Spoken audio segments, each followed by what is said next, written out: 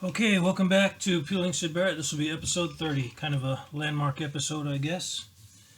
Let's go ahead and jump into it. What I would like to discuss in this episode is, well, are the songs Gigolo Aunt and Bob Dylan Blues by Mr. Barrett. And these are two, I guess you could say, slightly lesser known songs by Mr. Barrett.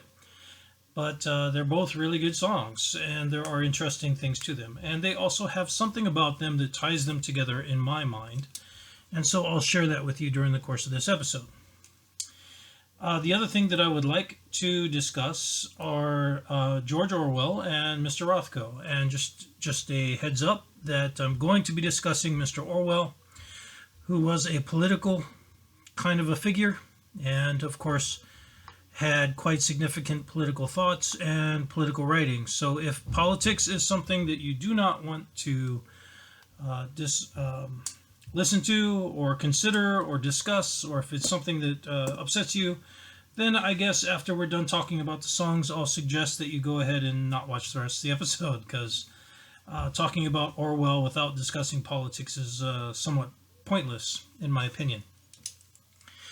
So let's go ahead then, and what I would like to do is start the way we normally do, which is I want to discuss some corrections. Oh, first off, we have some new subscribers, and I'd like to thank them for subscribing. Thank you very much.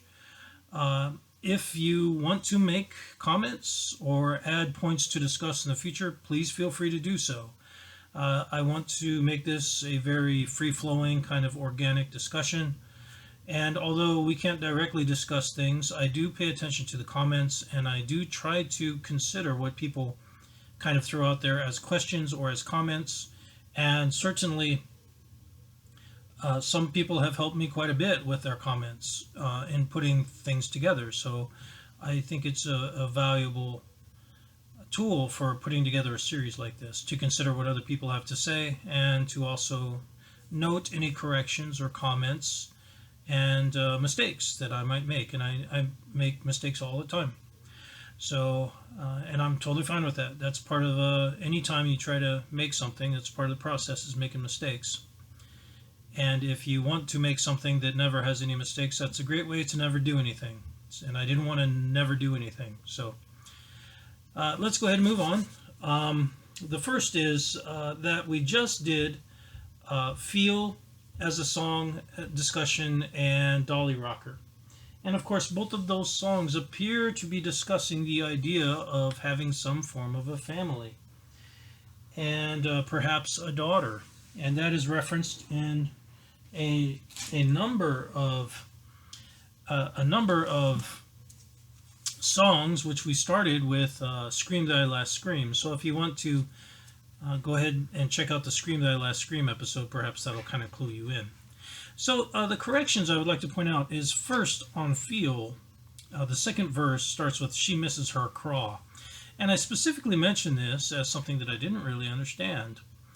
And Trudy Hughes mentioned that this could be short for crawdad, of course, which is an American term. I don't know that Brits or English use the term crawdad, although I will say that Mr. Barrett simply, of course, did know quite a bit of American culture, language, and slang and music. So he would have very likely known the term crawdad.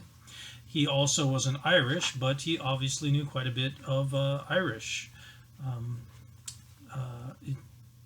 I would say Irish literature, at least to some degree, and we've discussed that a bit. So that specific verse ends with the angel, the daughter. So she misses her craw could be she misses her crawdad, or she misses her dad. And that would back the possibility that, of course, that is a song about a daughter. Now the other one is Dolly Rocker, and I'm going to say towards the end of the last verse, there's an odd combination of words where Mr. Barrett goes, all he knows, you know, I show. And then he says, through your head, push to you, baby. And of course, if you consider those words being lightly connected, you could read that as someone pushing their head, which of course is a process of giving birth. So perhaps that is a a kind of a nod to the idea of giving birth. Perhaps Mr. Barrett was present for the birth of a daughter. I don't know. And there are, of course, reasons why he would have never wanted that out, because the media and pop culture can totally destroy people's lives with unwanted attention. And we know Mr. Barrett did not want attention. And part of the reason that he may have gone, I guess you could say gone recluse, is not only to protect himself, but also, of course, potentially to help people that were in his orbit, that he didn't necessarily want to be exposed to the negative sides of pop culture. Definitely a possibility in my mind. Well, you decide on your own if that's possible reading of that or not. So those are corrections to previous kind of breakdowns, or just kind of notes, I guess you could say. And I guess what I would like to do next then is I would like to go ahead and let's just go ahead and jump into the idea of Gigolo Aunt. Now, Gigolo Aunt is a very strange kind of a song. It's a pretty groovy song, but it has some odd references in it and some odd word combinations, and it's a very happy sounding song, but of course a lot of musicians like to use happy sounding songs and then contrast that with actually quite negative lyrics, and the other way around. So they'll use very somber music and then counterbalance that with very positive lyrics. And sometimes it's intentional and sometimes it's just by feel, I suppose, but it can be quite attractive to a listener, at least it is to me, when I hear things that are contrasting like that, emotions that are contrasting like that. I also did make a painting, and I did do a cover of Dolly Rocker. If you want to listen to that, it's on my channel in my covers of songs and paintings, I guess. So if you want to check that out, you can feel free to do so. I may link that, I may not, I don't know. So let's go ahead then and jump into Gigolo Aunt. And before we get started, I just want to look at the title. Now, this title is weird because, of course, a gigolo is, by definition, a gigolo is kind of like a male prostitute. And an aunt is not. An aunt is a female auntie. Okay? So there are two things that, well, there's actually three things that really kind of throw me off with this. All right? So the first one is I'm going to read you from my Dictionary of American Slang the definition of what an aunt is. A-U-N-T. What is an aunt? An aunt is a brothel madam, an old prostitute, or the second definition is an elderly male homosexual.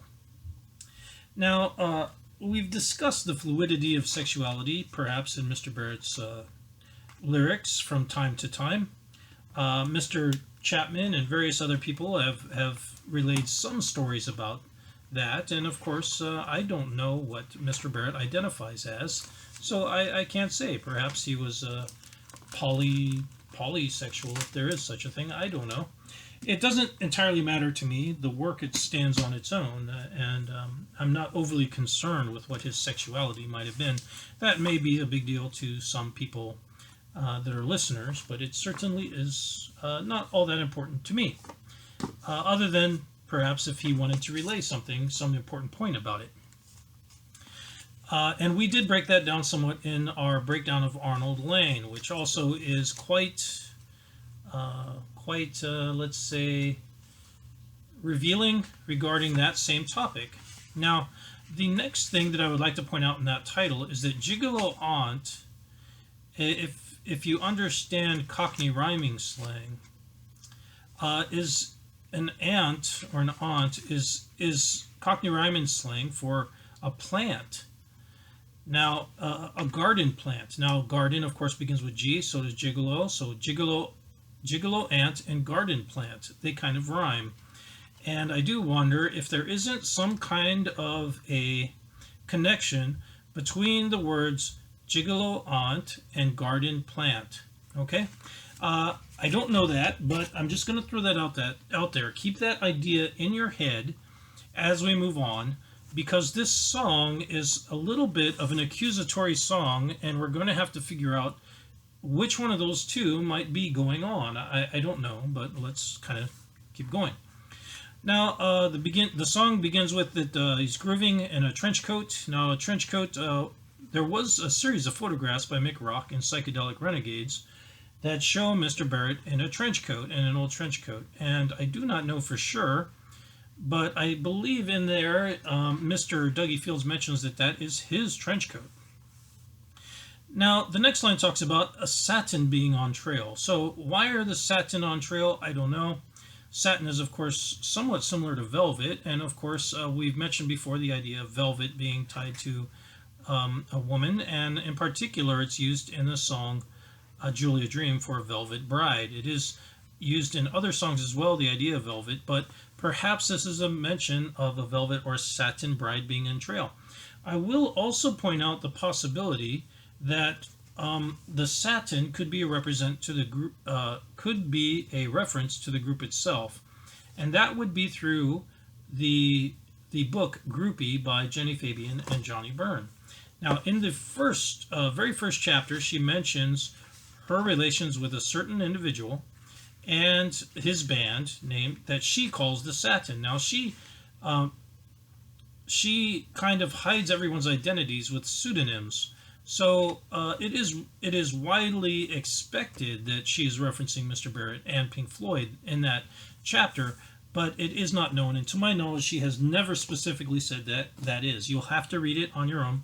I do suggest that you kind of read that if you're into the 60s culture. She doesn't just cover that one chapter, but there's a lot in this. And it was written, in my opinion anyway, she is a very valuable resource because she wrote this very soon after the experience. So it was copyright in 1969 by Johnny Byrne and Jenny Fabian. So they wrote this not very long after Mr. Barrett had kind of fallen out with the group, and that was in early to mid 68.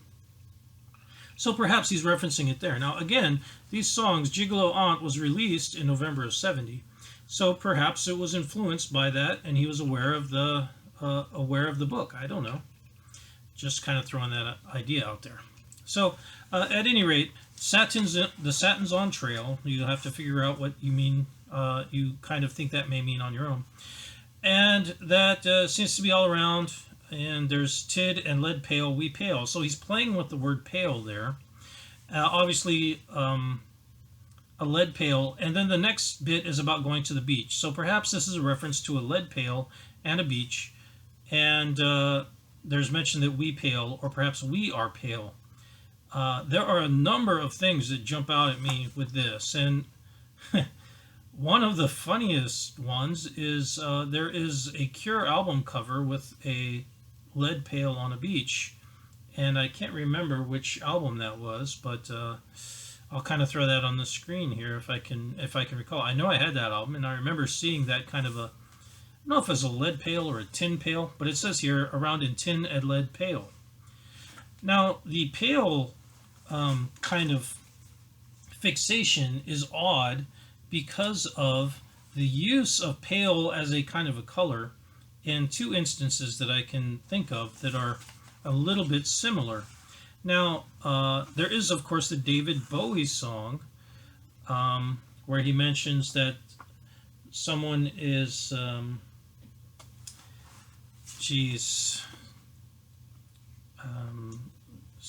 I can't remember exactly what the words are. It's something about being pale and hung or something like that. I'll put that kind of on there. I can't remember if it's Life on Mars or if it's one of those Ziggy Stardust songs, and it has this idea of being pale and being hung. And it has kind of the same feel to it of perhaps questionable sexuality together with this idea of being pale.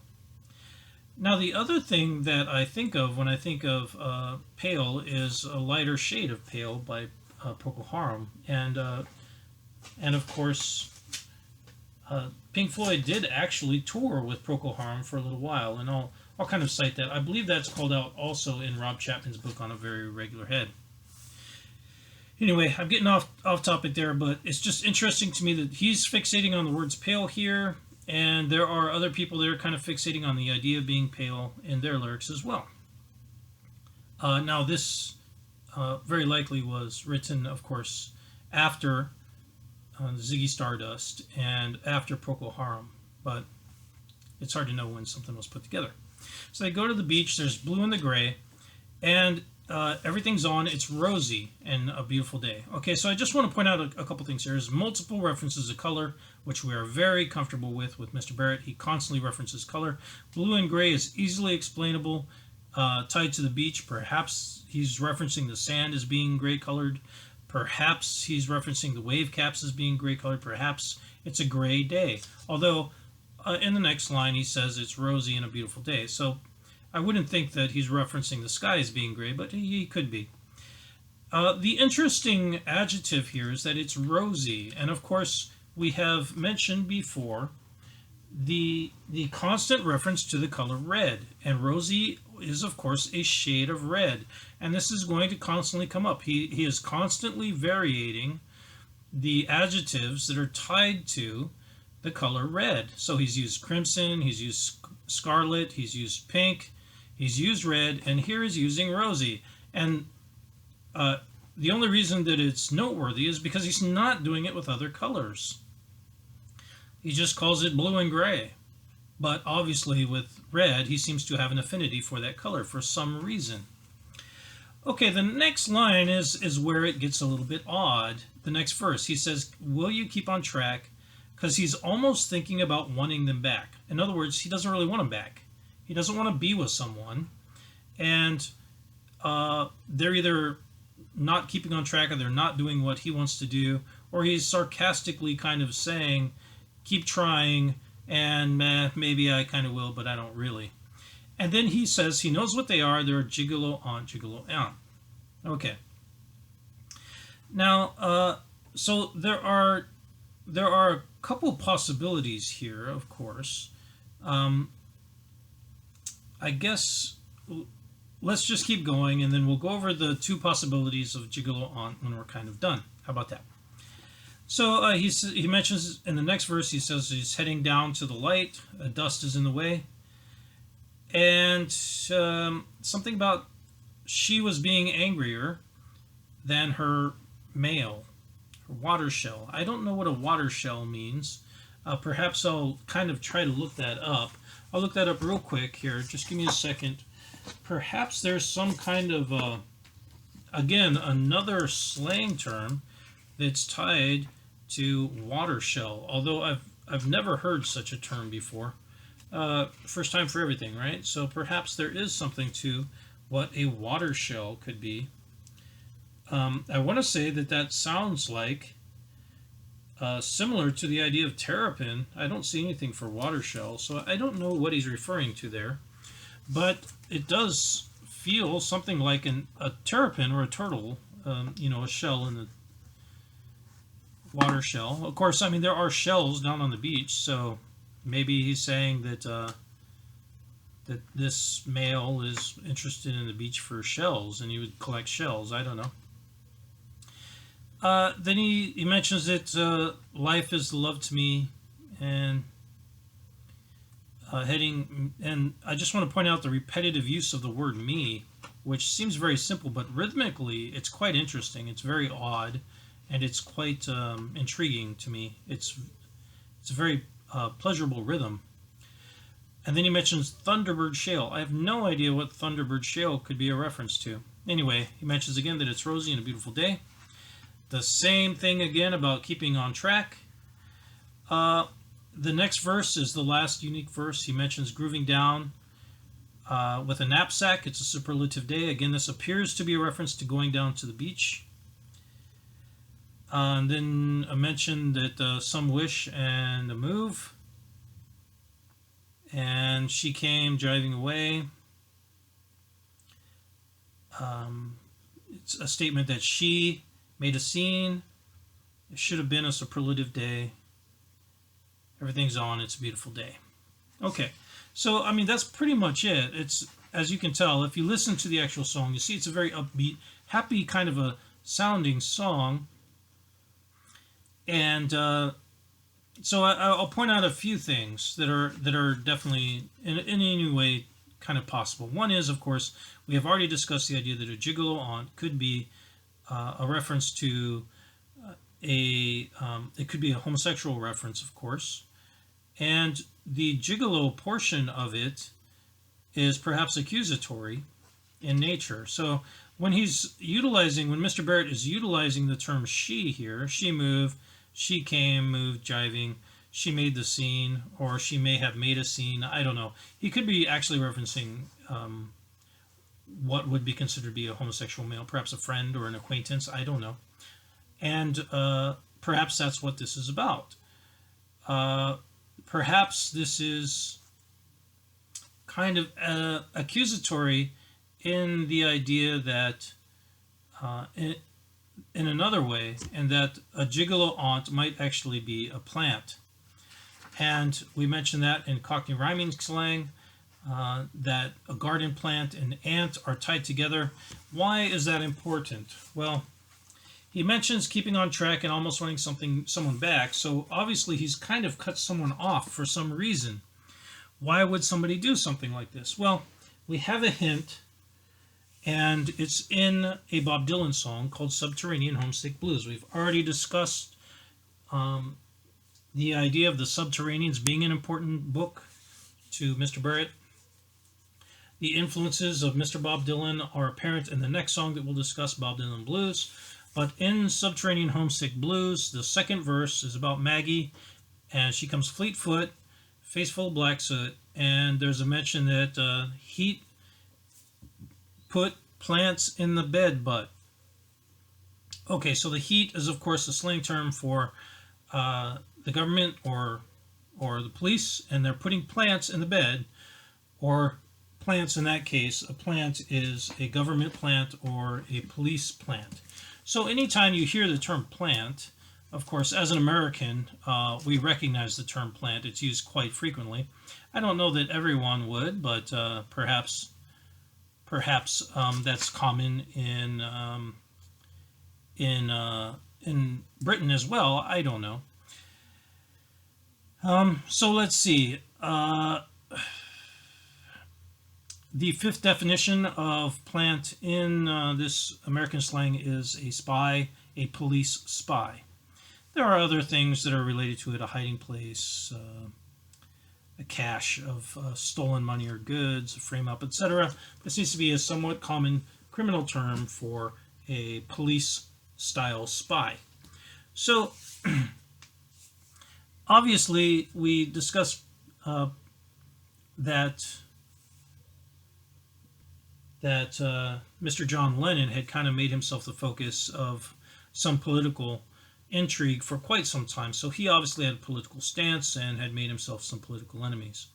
Bob Dylan did as well. He was kind of viewed as not just a joker, but kind of the soul of the counterculture movement.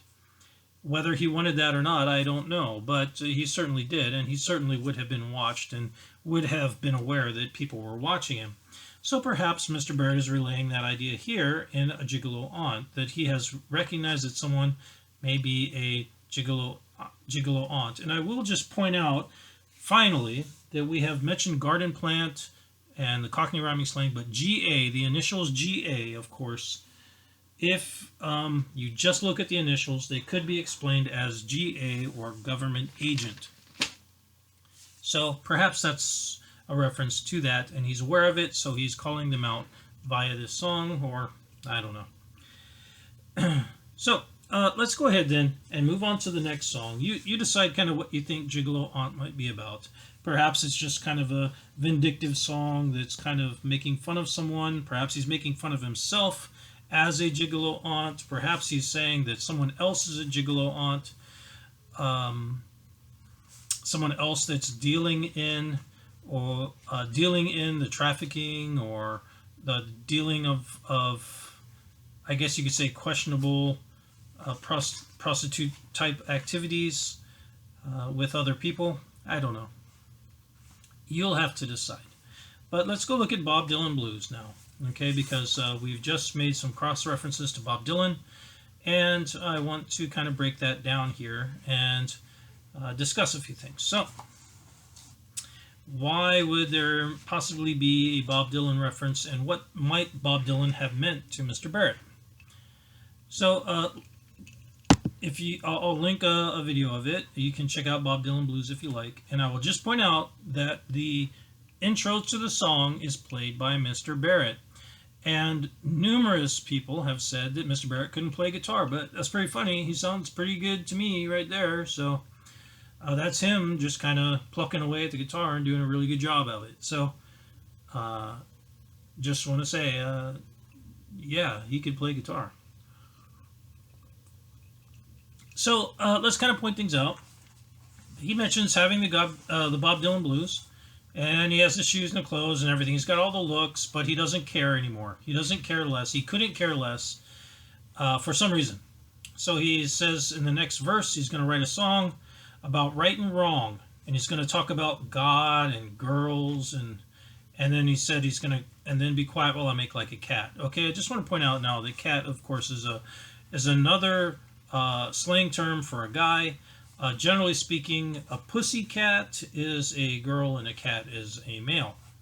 So what's the turnoff right there? Right there, he says what it is that Bob Dylan is kind of moralizing and is talking about God and talking about his girl and all those kind of things, and perhaps Mr. Barrett doesn't like that. And then he comes up with this really extremely lame rhyme of being a poet, don't you know it, which is used all the time now. And it's so bad that it can only be taken sarcastically, that he is specifically making fun of the way that Mr. Bob Dylan rhymes. And I have to admit that the wordplay that Bob Dylan uses, although I do feel that Bob Dylan was a genius and he told wonderful stories, his wordplay is nowhere near the level of Mr. Barrett. It's undoubtable to me. So perhaps that's what Mr. Barrett is kind of calling out.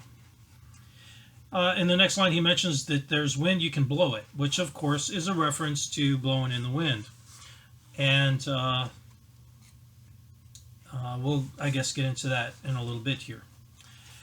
So he mentions that Mr. Dylan's the king and he's free as a bird. Now, isn't that interesting? There's a reference to a bird, of course, by Mr. Barrett compared to Dylan. Of course, Mr. Barrett constantly is referring to birds and referring to royalty. So he's calling Mr. Dylan the king here, again, sarcastically.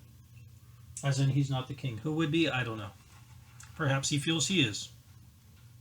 The next verse mentions that he roams around from town to town and he gets people down. But he doesn't care, because his gut and his wallet are fat. Now that right there is specifically calling out the nature of not only fame, which people have pointed out, but that he's doing it for money. That is specifically called out there. His gut and his wallet. So why is he getting people down? Why is he doing all these things? Why is he calling out what's wrong and right? Why is he moralizing? Why is he talking about God? He's doing it to make money. That is what is being called out here very specifically, as is related in the next verse. Make a whole lot of dough, but I deserve it. Because he says, I've got a soul and a heart of gold, and singing about war and a cold. So obviously he's talking about the Cold War, and saying that Mr. Dylan perhaps believes that he's this really great guy. And then the next verse is just a repeat. And then he says he sings about dreams and rhymes it with seams. So he's just, again, horribly rhyming. Sings, dreams, seems, dreams, means, all kinds of things, prophecy. So he's making fun of perhaps the lame rhyming of Mr. Dylan, and Mr. Dylan does have a tendency to utilize alliteration quite a bit, even more so than Mr. Barrett, with very simple words, I might add, which is part of the draw to to Mr. Dylan, in my opinion. He's telling interesting stories in a simple way. Not always, but a lot of the time. Okay, so then he mentions that if you go see him, you should try to see and buy everything, all his discs and a hat, and then go see it. And then he does the same lame rhyme about being a poet, and don't you know it? So there again is a reference to money. So what is the point of Bob Dylan blues? Well, there's a reason that we call Bob Dylan the Joker, and he is known as the Joker in the counterculture kind of movement. And that is, of course, because he's kind of making fun of things and kind of turning the world on its head. But to what end? What is the point of Bob Dylan? And I've seen interviews with Bob Dylan where he would say things like, you know, he's not a politician, he's an artist, he's just relaying ideas. He feels that's his job, is just to relay ideas. Well, Mr. Barrett appears to be disagreeing quite wholeheartedly here, that it is not enough just to point out that things are wrong, especially if you're doing so just to make money, which is what appears to be his opinion. And perhaps that's the reason why this song was not released for such a long time. It seems to be a very, very critical song of Bob Dylan, which may not have gone over very well. I believe Bob Dylan Blues wasn't released until much later, like the greatest hits of Syd Barrett or something like that. And I'll put out the day that it was released on the screen here, but I don't think it was until the 80s or maybe even the 90s that the Bob Dylan Blues song was released, which is really astonishing because it is a wonderful song. So why wasn't it released? Is it possible that the critique of Dylan was considered to be too much? Would it have relayed too much about Mr. Barrett? And of course we've heard this kind of idea in the song Birdie Hop, where he specifically mentions that making a few dollars a day was kind of perhaps what his goal was, and maybe that wasn't right or wrong, but he thought that would be good enough. So there again is kind of a refutation of money. So the story of this, of Blowing in the Wind, is relayed by Mr. Chapman on page 58 of his book. He specifically kind of talks about Mr. Dylan writing a letter and talking about how he developed this song and how he had gone to go see Bob Dylan in a concert. And this was, what year? I guess he wrote in 1965 about this. I don't know when he went to go see the concert.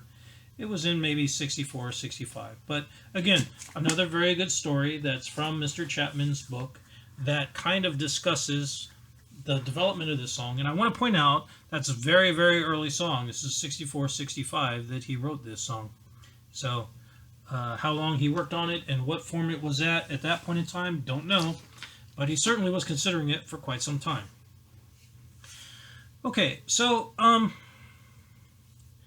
what can I really, what am I trying to get at with this? I'm not entirely certain. The basic point of it is obviously dissatisfaction of some kind with perhaps not just society, thus becoming a recluse, but also with people that are pointing out the problems of society and not doing anything about it, like perhaps Mr. Dylan did.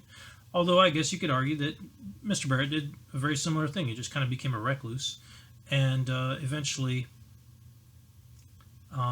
just kind of disappeared. So let's move on then to George Orwell. And perhaps you see the reason now why I want to discuss George Orwell. And that is because George Orwell is in many ways, in my opinion, he is almost like the Jesus of politics. In other words, he is loaded with politics, but people can't seem to really agree about what it is that he is about. And I personally completely misunderstood Mr. Orwell for a very long time, and I'll explain why. Now, there are two books written by Mr. Orwell that are very, very famous, and I think everyone pretty much reads in English literature kind of settings during schooling.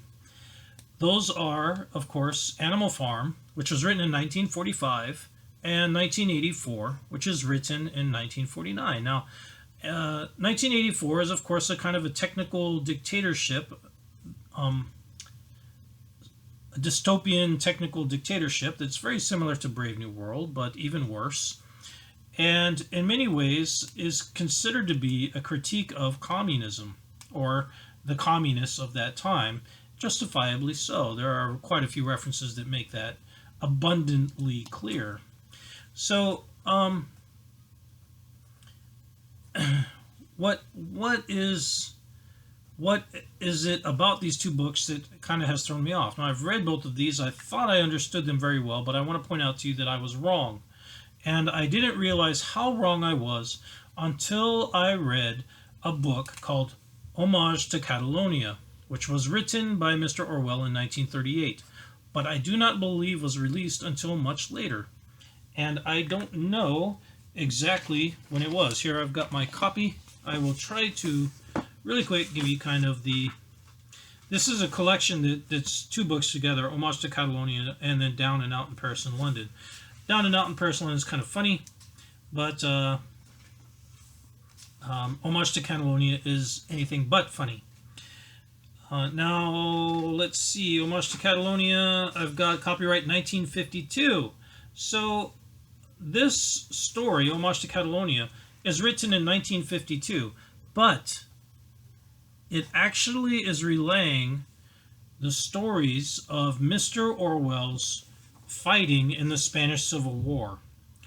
And, of course, this is very important because this is where Mr. Orwell is not only displaying his own political affiliation, but also developing his political theories.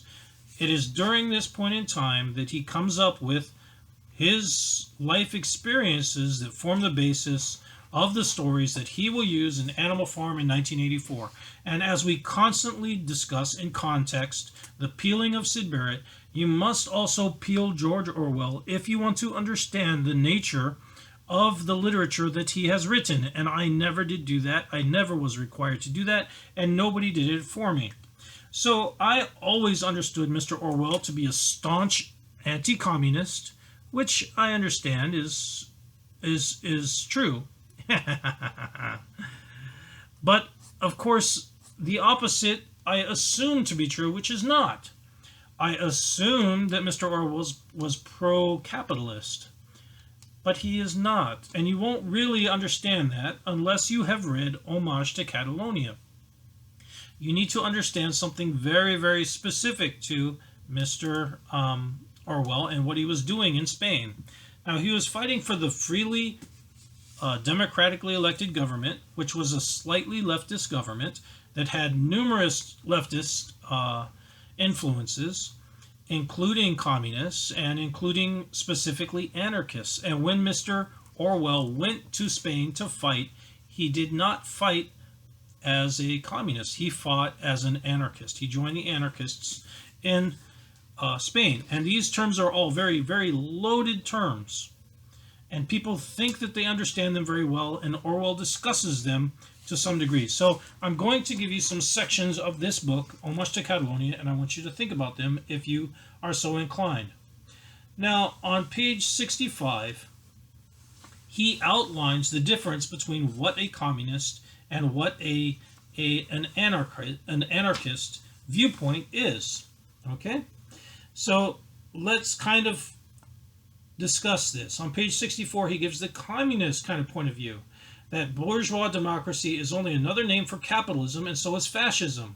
To fight against fascism on behalf of democracy is to fight against one form of capitalism on behalf of a second, which is liable to turn into the first at any moment. So, in this way, he's relaying kind of the ideas of the Communist Party at that time. He ends the paragraph with, if the workers do not control the armed forces will control the workers. The war and the revolution are inseparable. That is the communist point of view. Now, in the very next paragraph, he outlines the anarchist viewpoint. The anarchist viewpoint is less easily defined.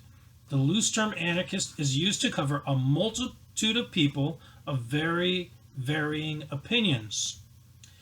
So this included, among other things, unionized labor and other groups, or perhaps just individuals. And he mentions kind of, roughly speaking, what they stood for. The first point that they stood for is direct control over industry by the workers engaged in each industry, i.e. transport, textile factories, etc. 2 is government by local committees and resistance to all forms of centralized authoritarianism. That is a very, very important point. In this way, Mr. Orwell has just put his finger on the very, very most important point that differentiates the communists of this location, of that time, and the anarchist group that he was a part of. In other words, the anarchists were extremely disturbed by the idea of a highly collected, highly organized, centralized, and authoritarian state, which is exactly what communists were trying to do, although under different ownership. So we have two forms of ownership. One is fascist, and the other is communist, that are extremely centralized, very, very strong central government. And in this way, he has just called out that difference. So, anarchists were the opposite of majority of so-called revolutionaries, insomuch that though their principles were rather vague, their hatred of privilege and injustice was perfectly genuine. So he is outlining what the mentality of anarchists were and kind of what they were concerned about. Okay, so that, I guess, gives at least kind of an intro and explains the deep, deep misunderstanding that I had of 1984 and Animal Farm. Those must be understood to be critiques not just of communism, but also of an extremely powerful, authoritarian, centralized state, is what he is critiquing. Under any name, you can call it communist, or you can call it anything else, but that is, in my opinion, that's what he's relaying in those books. Not just anti-communism, but anti-authoritarianism. Quite an interesting kind of a twist on it, and I have to wonder, why wasn't that very, very simple idea relayed to me when I was learning about these things when I was younger? I've had Japanese friends, and I have asked them about Pearl Harbor, and I know that some of them were not taught about Pearl Harbor when they were growing up in schools, which is, you have to say, a little bit disturbing, I would think, that you have a war of that significance, and for some reason, the social programming schools are not giving a complete history of a topic like Pearl Harbor, and I very, very much doubt that they are discussing Nanking either, for obvious reasons. So the next thing that I would kind of like to discuss is his caricature of what makes communists so negative. Now, people nowadays throw around, at least in America, they throw around the term communist, and they don't even know what a communist is anymore. It's extremely irritating, because what they are actually referring to are modern states, not the communist states of this time that were based on the idea of, well, I guess you could argue it never was about that. It was always about authoritarian power under the guise or the lie of empowering people. But, at any rate, on page 148, Mr. Orwell relays, he's discussing seeing a kind of an official, a communist official, and this is how he describes him. I watched him with some interest, for it was the first time that I had seen a person whose profession was telling lies, unless one counts journalists. So in this way, he's discussing the nature of a communist politician, and his entire job is simply to go around telling lies. Why? To further a very authoritarian agenda. Very disturbing, isn't it? Because, of course, if you're going to be authoritarian, you cannot have any forms of contrary opinion. And in a way, telling a lie is a great way to make sure that you have just ensured loyalty. Because if people go along with your lie, then you know that they're loyal. And if they call out the lie, then that's a very immediate way to know that that they perhaps are not in line with your authoritarian state. On page 189, he relays another idea. The idea of actually having discussion and argument, which is inherent to democracy, and how it is destroyed by communists. only the purpose of making serious discussion impossible. Okay. It is as though in the middle of a chess tournament, one competitor should suddenly begin screaming that the other is guilty of arson or bigamy. The point that is really at issue remains untouched. Libel settles nothing. In other words, distraction, refusal to actually address things as what is considered to be a general democratic process where you actually discuss the transparent and understood material at hand and try to drive towards some form of resolution of it. That reasonable discussion is inherent to democracy and must happen, and he is specifically calling that out as something that is avoided by communists in his experience.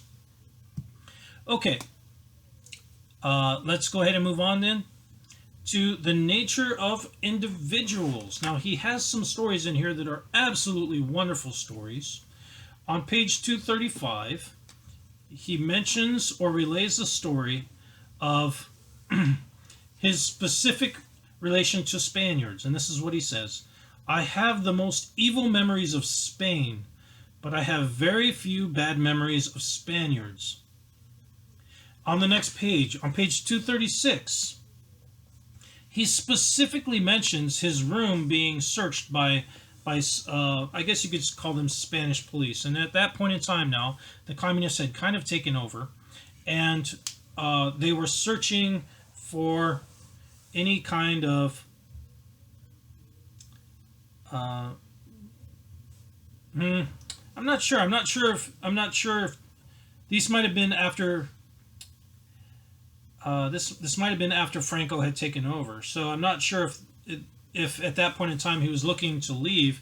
He had been injured and shot in the throat during the war, and so at some point he was trying to leave. At any rate, a group of police that were controlled by the state, either communists or fascists under Franco, came in, and they had hidden all his books that could implicate him as kind of a leftist, I suppose, under the bed or in the bed. And he hid them there with his wife. And so these Spanish policemen, never searched the bed. Okay, so let's consider that for just a moment.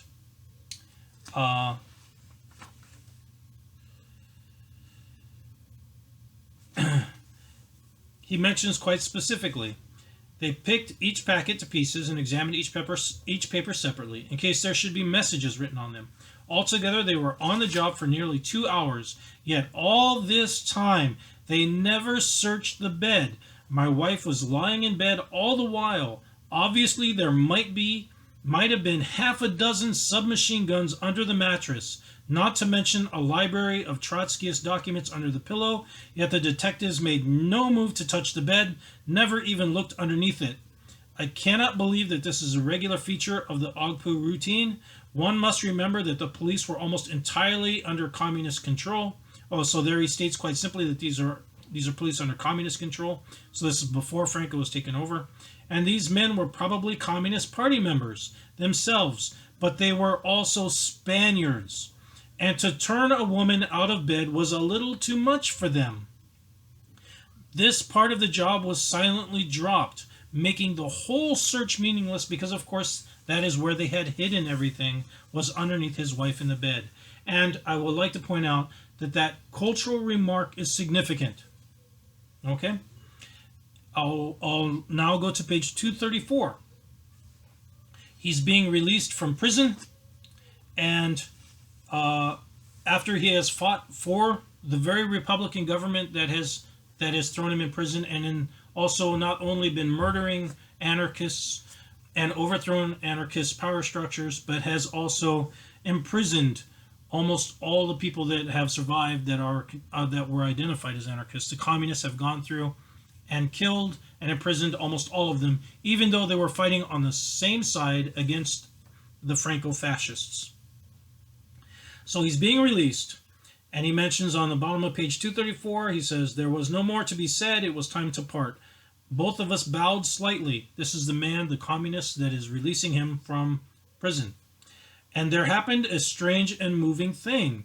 The little officer hesitated a moment, then stepped across and shook hands with me. I do not know if I can bring home to you how deeply that action touched me. It sounds a small thing, but it was not. You have got to realize what was the feeling of the time. The horrible atmosphere of suspicion and hatred, the lies and rumors circulating everywhere, the posters screaming from the hoardings that I and everyone like me was a fascist spy, and you have got to remember that we were standing outside the chief of police's office in front of that filthy gang of talebearers and agent provocateurs, any of whom might know that I was wanted by the police. It was like publicly shaking hands with a German during the Great War. So here are a number of stories then of people that are beyond simple rhetoric, that are individuals and making individual decisions. They are choosing not to turn a woman out of the bed. They are choosing to show respect to one another on an individual basis. And of course, they are choosing to have their own culture, to be their own people, and to be at that moment considerate of one another. I will now take you to the end, page 244. Mr. Orwell ends with his simple statement. He has gone back to England now. Down here it was still the England I had known in my childhood. The railway cuttings smothered in wild flowers. There is a mention of rail and flowers that, of course, is we have mentioned before, and I'll kind of I'll kind of cite where that comes from. The deep meadows where the great shining horse browse and meditate, the slow-moving streams bordered by willows, the green bosoms of the elms, larkspurs in the cottage gardens, etc., etc., etc., all sleeping the deep, deep sleep of England, from which I sometimes fear that we shall never wake till we are jerked out of it by the roar of bombs.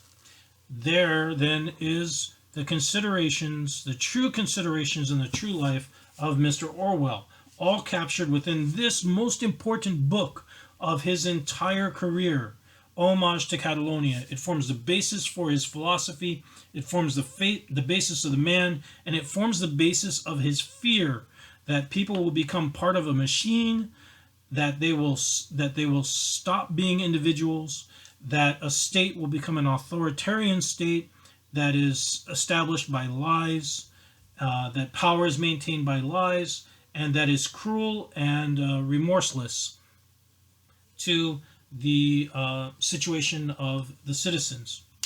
So, that's a lot of information, and I will go ahead and try and finish this up with mentioning a few things. As we previously mentioned in our connection with Aldous Huxley and his warning of a very industrial or a technological dictatorship, and we have to wonder, of course, what terrible things could a terrible man like Hitler have done with a technological state, a technologically modern state now, and all the information at his disposal. He would no longer need the Gestapo. He would simply be able to utilize the development of technology in the same way that the Goths used the roads of Rome to actually invade Rome. One of the great developments of the Romans was the Roman highway system, correct? Well, that same highway system was utilized to bring down Rome by the Goths, was it not? Yes. So whatever we establish as a people, as a society, politically, technologically, can be used in either one of two directions, which is, of course, why we need to have things that are run and controlled by not just people, but good people, unique people, people that are enlightened, people that understand the value of one another, people that are willing to kind of engage in the nature of true democracy, or in other words, real discussion about topics, that are willing to accept one another's viewpoints and understand that they will not have entire agreement with one another, but that it is incorrect to have a two-party setup system that is similar to this idea of everyone on the left calls everyone on the right a fascist, and everyone on the right calls everyone on the left a communist. It's absolutely absurd. I'm quite tired of it. And perhaps that it actually smacks of religion, where everyone is either good or evil, and it's quite dangerous.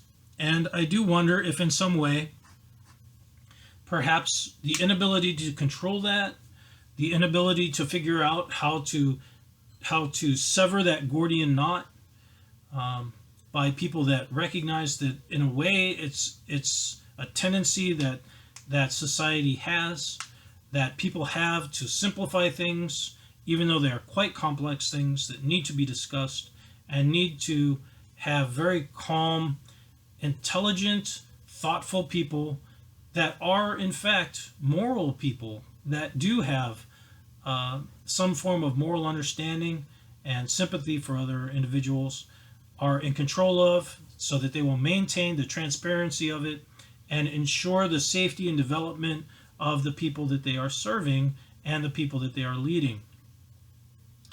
Now, I suppose perhaps Mr. Dillon and Mr. Barrett may have been discussing these things, and may have, at any rate, Mr. Dillon may have become a bit jaded on it and realized that there wasn't anything he could directly do about it, so he simply chose not to. I do want to think that perhaps Mr. Barrett was not so jaded, and perhaps he did want to try to improve things in society, and we've discussed this to some degree when we were discussing the history of films, and I can't remember all of them, so I'll kind of just throw them on the screen here. But the idea of the development of society, of being fair and not being full of hate and making, I guess you could say, drastic decisions about one another. Perhaps like Mark Rothko, and I will give a final link here, which is Great Art Explained by about Mark Rothko. And if you want to check that out, you will understand that Rothko was an artist who decided, who was a refugee, of course, from communist Russia. And he, at some point in time, came to the realization that perhaps he would be able to relay feelings through his art. And a bit of an abstract artist, but you can just watch it and check it out. And I do wonder if perhaps Mr. Barrett wasn't doing a similar thing, not just with art, but also with his songs. So was he in some way with his music and his art, if he was involved with movies, was he trying to help develop, let's say, the humanity within humans, which you could argue is, of course, something that naturally happens when they consider art or participate in art or decorate the world or try to live in a world and surround themselves with beautiful things. Not necessarily expensive things like golden toilets, but certainly beautiful things like perhaps a cat, a kitten, go outside, spend time with flowers, all these things that make life beautiful. Is there something to Mr. Barrett that is trying to relay those, and is that a reason why perhaps he may have withdrawn and tried to put together what he could put together to influence those aspects of society to improve life and to improve humans? Because perhaps if we improve ourselves and improve a certain portion of humanity, then all won't be lost, and we won't end up with some form of absolutely dystopian, technological kind of dictatorship. At any rate, that's pretty much it. I'm kind of really bad at this. I go through and I write down ideas, and I write down poems and things in books, and I came across one in my book, Homage to Catalonia, and I will end with my own poem, which is terrible, but perhaps you will understand that it fits when I read it to you. So, this is how my poem went, which is more like a limerick. And yes, it's written badly on purpose, in the same way that Bob Dylan blues is written badly on purpose. I wrote a poem and it was bad. I thought it out and made it worse. I smashed my pen and torched my words, and felt my poem in pangs of verse.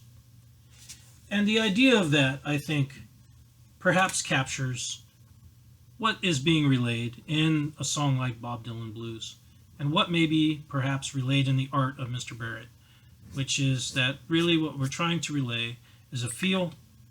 Perhaps he's trying to relay a bit of his own humanity in the hopes that it will inspire humanity and the people that hear it, and will help beautify his life and theirs as well. At any rate, that's a lot of information. I hope you liked this episode, and hopefully it didn't upset too many people. For me, personally, I will relay that I do not identify as left or right. Not that it matters. I mean, what I've discussed here is other people's opinions. I just want to clarify that I view myself as having conservative and liberal beliefs. And perhaps that's come across in some of my previous episodes. I try to keep that under control, and I try not to blend too much of my own personal beliefs in there. But of course, anytime you're trying to interpret or understand other people's work, your own personal bias will kind of influence what you see, and it will influence kind of what you feel about it. So that's it for now. Hope you enjoyed the episode, and I will talk to you folks later.